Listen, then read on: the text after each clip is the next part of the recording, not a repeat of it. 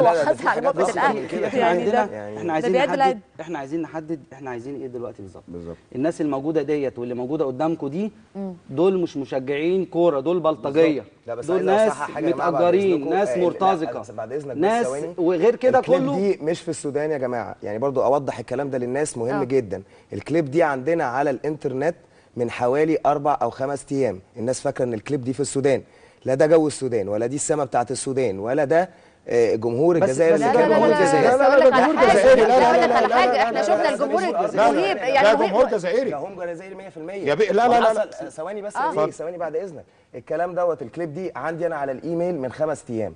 دول المشجعين اللي فعلا طلعوا وتوجهوا الى الجزائر، ولكن في ارض جزائريه، ولكن مش في ارض يعني انت عايز تقول ان هم ما كانوش معاهم؟ لا هقول حاجه بس. الامن السوداني اللي قال